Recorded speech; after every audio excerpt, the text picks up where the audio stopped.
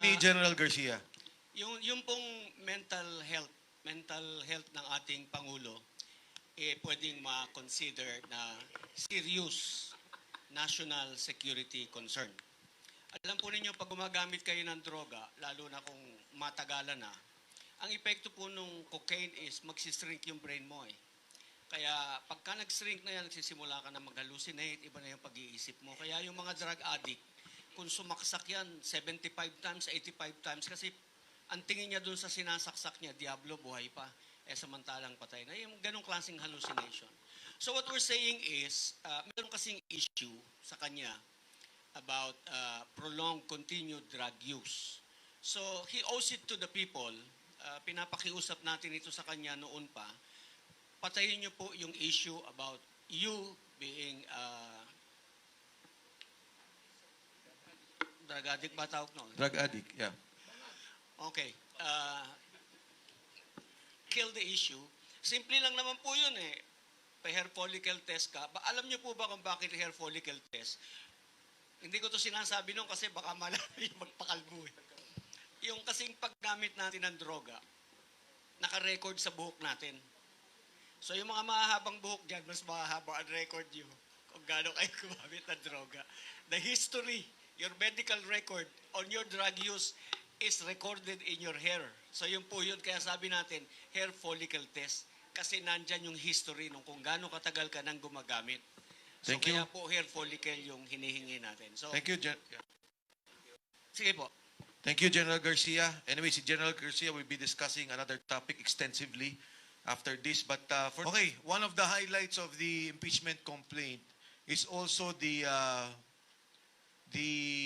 incident with former President Rodrigo Duterte.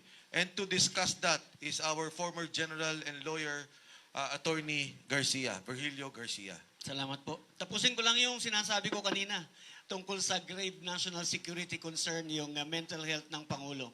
Kasi kailangan tayong makasiguro na matino ang pag-iisip ng ating Pangulo at siya ay gagawa ng tamang desisyon sa panahon ng pangangailangan. That he is going to make the right decision, that he will stay there and decide that sa kabutihan nating lahat. Okay. Yung pangyayari na-assign sa akin na i-discuss is yung nangyari sa airport, no? Una muna, paalam natin sa mga kababayan nating mga OFW, yung pagka kayo ay nangangailangan ng tulong sa ating gobyerno habang kayo ay nasa ibang bansa, yan po ay hindi kusang loob, hindi kumbaga parang papogi nila na kayo tinutulungan nila at tatanawin ninyong utang na loob. Yan po ay obligasyon ng ating gobyerno na kayo ay tulungan. At dito po sa pagkakataong ito, the reverse happened. Ano po, yung nasa labas, tutulungan ka. Napapansin niyo yung mga nakukulong, yung mga bago pugutan ng ulo. We make representations with the government because our government must be able to protect our citizens in other countries para yung sila naman ay maproteksyonan natin sa kapangyarihan ng gobyerno kung saan silang bansa nandoon. Okay, so that is the prime duty of government is to serve and protect the people. We will give flesh to this constitutional provision dun sa nangyari noong March 11, 2025. Oo. Sa airport, no? So, it doesn't matter, hindi personality driven, kundi ito ay obligasyon ng ating gobyerno na kailangang gampanan. Kaya sinasabi namin, sinasakdal namin ang Pangulo ng Pilipinas, si Ferdinand Romualdez Marcos Jr., ng paglabag sa saligang batas, ng pagbigo sa tiwala ng taong bayan, at ang paglabag sa batas. Ayan. Nung March 11 ba? Siguradong. March 11, 2025. Sa airport, inaresto si Pangulong Duterte. Hindi siya napagbigyan na matulungan ng kanyang abogado. He was denied legal representation. Yung isang abogado nga niya, hinangkap pa, inalis doon. No? So, it's all in the complaint, yung narration of facts. No? But we all witnessed this, so I don't have to parang sabihin.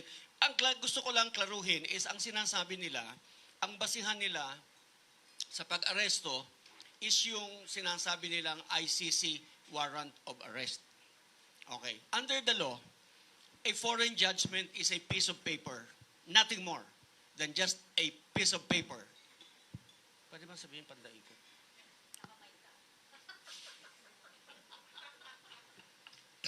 It's just it's just a mere scrap of paper. It's nothing, it's worthless unless this is recognized by our local court. Kaya ang sinasabi, dapat, kung totoong merong warrant of arrest, dapat dinaan muna sa korte. Regional trial court po ang mayroong jurisdiction to hear this kind of complaints. Dapat dinala siya sa korte at doon siya pinaharap para patunayan, unang-una, na yung ICC warrant, assuming that it was issued, it was issued by a competent court. Competent hindi lang korte, it has to be issued by a competent court, a court that has jurisdiction to issue the warrant. All right? Ngayon yung ating korte, pagkatapos na dinig-dinig ganyan, siya yung mag-i-issue ng warrant of arrest. Yung warrant of arrest ng korte natin, ang gagamitin ng mga aaresto para siya ay arestuhin dahil yon ang may bisa. Hindi yung warrant of arrest ng kahit sino. Alright? We violated all this. Lahat ng batas. So we have an enumeration of the laws violated by them. Unang-una, yung Republic Act 7438. Yan yung karapatan ng kung sino mang arestado, detinado o undergoing custodial investigation at all times, yun ang sabi ng batas, you must be assisted by counsel. Ito yung other high crimes. No? So first of all, na-violate niya yun. He was treated inhumanely. Nandito po lahat. Meron akong kopya, bigyan ko kayo mamaya. Violated yung alam po ninyo, meron yung ating Bill of Rights, yung number 1. Hindi yung number 1 just because yun yung una nilang naisip, but because that is the fundamental, most basic right of every Filipino is yung no person shall be deprived of life, liberty, or property without due process of law. And nor shall anybody be denied the equal protection of law. Kaya po yan number 1, yan yung talagang number 1. Hindi yan yung nag-aksidente lamang na nailagay na number 1. This was violated, yung kanyang liberty. Hindi siya nabigyan ng due process. No? Ngayon, bakit sinasabi nating si Presidente ang may kasalanan ng lahat ng ito kahit wala siya doon sa airport? Because he is the head of the executive department. And under Article 7, Section 1, he is the head of the executive department and he is the one in charge of making sure that all laws are executed properly. All right? So, ngayon yung ang masaklap dito, ang masaklap dito hindi yung Pilipinong nasa labas na hindi mo tinulungan eh. Ang masaklap dito, yung Pilipinong nasa Pilipinas, pinadala mo sa ibang bansa kahit wala kang obligasyong ipadala yung taong yon sa ibang bansa at pagkatapos iniwanan mo doon without any aid or assistance from the Philippine government. That makes matters worse. This, to us, is culpable violation of the Constitution. This, to us, is betrayal of public trust. And the crimes that they committed are all high crimes. Yung punishable by death yung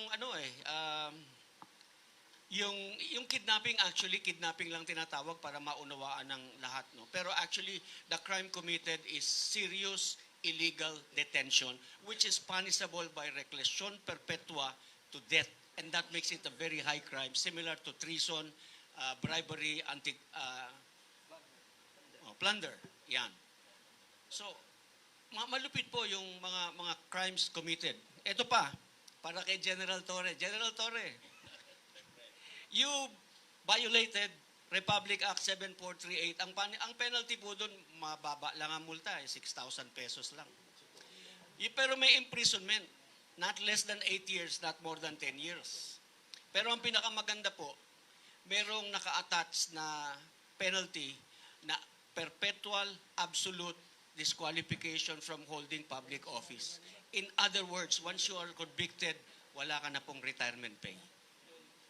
Salamat po. Thank you, General Garcia. Walang jurisdiction yung ICC. You know why? Because March 17, 2019, 2018. March 17, 2018, nag-withdraw na tayo ng ating membership sa ICC. So yung residual 1 year nila is March 16, 2019. So up to that time, wala nang jurisdiction ang ICC sa atin. We have evidence to prove that the first time the ICC investigators came to the Philippines was in 2022. And we have 23. evidence... 22? 22, 23. 23 yata, 23. 23.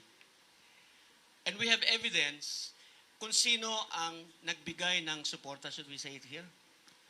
Anyway, it's in the complaint, supported by no less than the speaker, former speaker, Martin Romualdez, Saldico.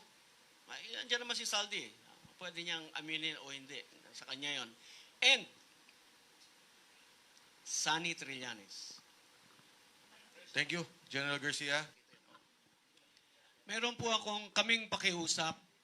Bantayan po natin itong filing na ito dahil pansinin ninyo, yung kauna-unahang verified impeachment complaint na na-file, walang attachment. Ilang pages ba yan? 15 o 4? 4 pages. 4 pages, talagang final lang. Ang intention noon is para makapag-bar ng 1 year. No? Nauna yon. Yung second verified impeachment complaint, may mga attachments. That's good. Pero nakita nila kung gaano karami yung aming attachments, pati yung akala ko mani yung sinatag. Ang daming USB. So, we have all the documents, we have evidence, and I am sure, almost sure, gagawa sila ng paraan to defeat our complaint. Ang gagawin nila sa Monday is bibilisan nila kasi sa office na nung speaker. See? So, nauna na sila. Anong gagawin nila? Ikakalendar na nila doon sa order of business. So, nauna na sa kalendar. Yung sa amin, yahabol pa lamang. Pag yun na-i-refer sa Committee on Justice, there you are, it is initiated. Alright?